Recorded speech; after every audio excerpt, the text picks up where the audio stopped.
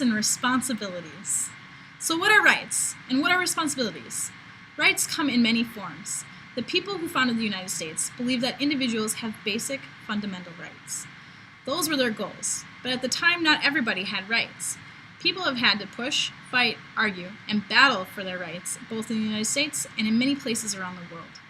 With rights comes responsibilities, too. People have rights, but those rights aren't limited. You have the right of speech, but you have to be responsible about what you say and where you say it. Adults have the right to vote, but they have the responsibility to research the candidates and then be responsible about getting to the voting place on Election Day. Minnesota is where we live, and it has special things going on based on the unique characteristics we have learned about so far this year, and will continue to learn about throughout the year. But Minnesota is also part of a country known as the United States, and part of the world, all of which are ever-changing. In our class, Minnesota Studies, we focus on those things close to us to better understand our country and our world. The people of Minnesota represent people from all over the world. People have had to fight for rights here in Minnesota, not just for themselves, but for others. Minnesota is known as a state where people have a lot of rights and also a place where the average person is a responsible member of their community. At other times, Minnesota has been a place where rights are the most threatened and people's actions have been the most irresponsible. Learning about the good and bad things that have happened helps us learn from those and decide how we want to move ahead into the future. All of you are part of this world. All of you have rights and you have responsibilities. As you grow older, those rights get larger and so do those responsibilities. What type of world do you want to live in? What can you learn from the past to help you become a better person and build a better world? Well, this year in Minnesota Studies class, you're going to get to learn about a specific time when Minnesotans dealt with issues of rights and responsibilities. You get to choose from a menu of items that have a lot to do with the world in which you live and the things you see around you every day. Having the power to choose what you want to learn about is really exciting and something you should take very seriously. Instead of the teacher telling you what to do, we're asking you to tell us what you want to learn. Let's take a few quick minutes to learn about the 6 topics you get to choose from, so you can select something that's most interesting to you.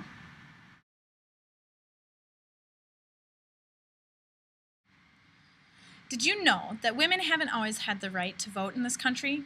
In fact, even though the United States Constitution is 226 years old, women have only been able to vote for 93 years. That means for 133 years of U.S. history, women have not had the right to vote. Women are half the population, but they were denied the most important right guaranteed to all citizens of the United States. The right to vote is the most powerful right out there, because without it, people don't have to listen to you.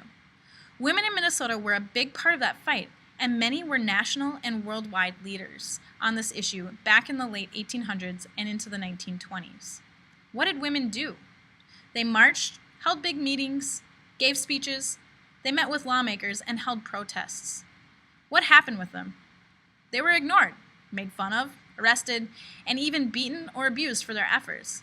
In 1920, women finally gained the right to vote with the passage of the 19th Amendment to the U.S. Constitution. The topic of women's suffrage, focusing on the role of Minnesota women, is all about the right to vote being an equal right for both men and women. The responsibility of women to stand up and fight for something unequal, and the responsibility of a country to allow all adults to vote, is also a big part of this.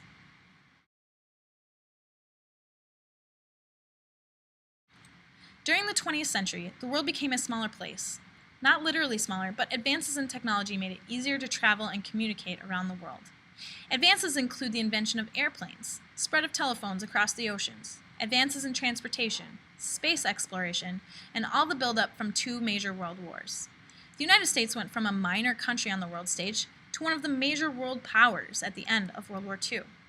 One of the things that goes with being a major world power is working with other countries around the world. The United States became a part of a political debate in the country of Vietnam in the 1950s that turned into a civil war between different groups of Vietnamese.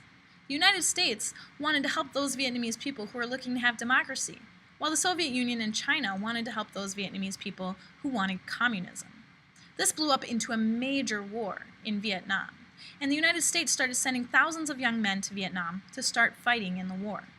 At first, most people in the United States were supportive of this effort, but starting in the mid-1960s, people began to exercise their First Amendment right to protest. They were protesting against the U.S. being involved in a war in another country. Thousands of U.S. soldiers were dying each month, and the protest movement grew larger. It got so large and spread throughout the country that violence started to erupt in cities and on college campuses.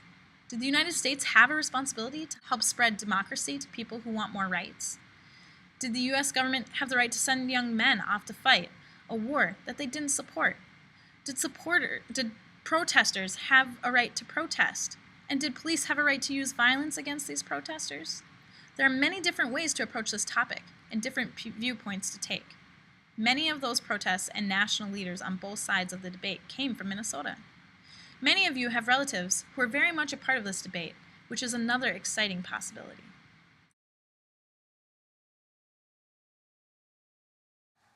As we've talked about a little bit this year, and we'll talk about more throughout the year, Minnesota is home to two nations of American Indian people, the Dakota and the Ojibwe.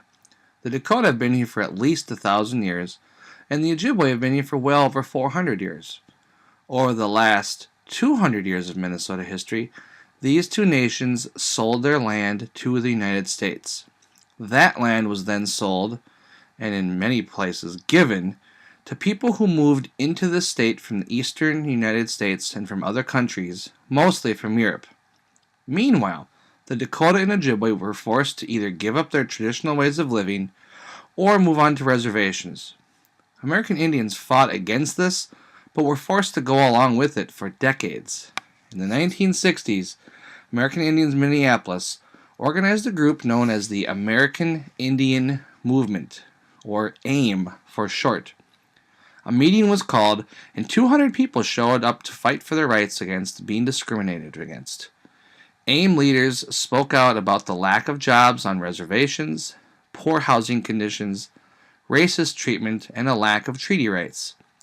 The United States government told tribes when the land was sold in the 1800s that it would care for the tribes, but those promises were not kept, and policies kept pushing more and more onto American Indians. The right to protest and the right to agreed upon resources is what this topic is about. Along with that comes responsibility issues. American Indians felt it was their responsibility to fight for the things they were supposed to have. They fought against a system that did not fulfill its responsibility to American Indians. Minnesota has a lot of lakes, it has a lot of rivers. There are a lot of forests, and all of these resources are very valuable. The wilderness of Minnesota has been drastically changed over the last 150 years as well. It's true that 99% of the state has been totally changed from the wilderness it once was. Those rich resources are one reason why we live such a good lifestyle in Minnesota, but it's also led to many people wanting to preserve those natural areas. Minnesota's lakes and trees in the northeastern Arrowhead region is where the fur trade occurred, and those fur trade routes became the boundary between the U.S. and Canada. In the 1910s, 20s, and 30s, the United States started to preserve wild areas and make them permanently wild where people can visit but not live. One of those areas became the Superior National Forest, and part of that became known as the Boundary Waters Canoe Area Wilderness. So what's the issue with that? Well, does the federal government have the right to turn this land into public area? Do we as a nation and state have a responsibility to preserve wild areas? The land and those waters have tremendous value to the people who live around them. But when they are protected for everybody to use, it means the people who live there can't use it to make money and have jobs. It's a complicated issue, but if you like the outdoors, this is an interesting topic that will challenge some of your own thoughts. In elementary school, you probably learned about Martin Luther King Jr. and the Civil Rights Movement. African Americans in the United States were treated very badly for a very long time. From the start of our country, there was slavery, and it was based upon race. Not all African Americans were slaves, and thousands of them fought to end this horrible way of living. The argument got so bad in the 1860s that our country got into a civil war where Americans killed Americans, fighting to either keep slavery or end it. How many Americans died? 600,000 total killed each other in the war. When the Civil War ended 150 years ago, in 1865, the Constitution was changed to give the right to vote to African Americans. Unfortunately, even though African Americans had the right to vote and be treated equally, that's not what happened. For the next 100 years, African Americans fought very hard for their rights. They argued that the United States was not fulfilling its constitutional responsibility and that it was their responsibility to fight for those rights. In the 1950s and 60s, African Americans won major court cases in the U.S. Supreme Court, and major laws were passed to further guarantee rights, but it still wasn't equal. In 1969, right here in Minnesota, a group of 70 students exercised their right to protest by going to the University of Minnesota offices and demanding more equal rights to education. They believed that the university was not living up to its responsibility to educate all students equally. The peaceful protest was a success, and the university agreed to be more responsible for the rights of all students.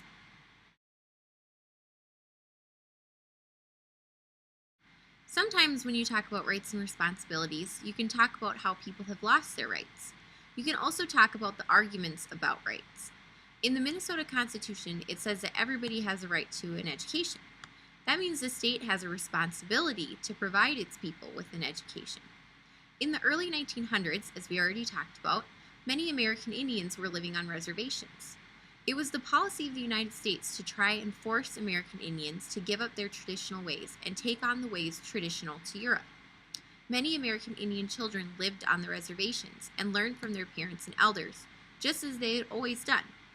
But the state of Minnesota, among many other states, decided that it had the responsibility to remove children from their families and provide them with an education. A boarding school is a school where you go to and live at. These boarding schools were tough places for these kids because they shaved their heads, punished them if they spoke their native language, forced them to forget their culture, and did not allow them to go home. If you thought school was a tough place, it was nothing like a boarding school. Those American Indian families did not get their right to raise their children as they saw fit.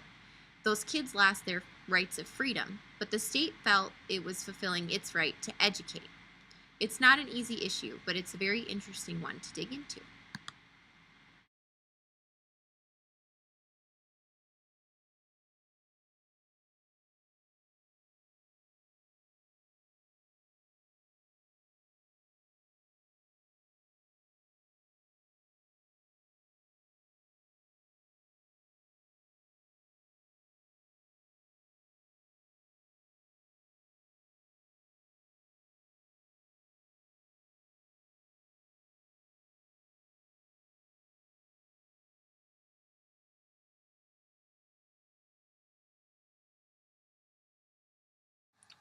I thought that this would not be the best camera angle.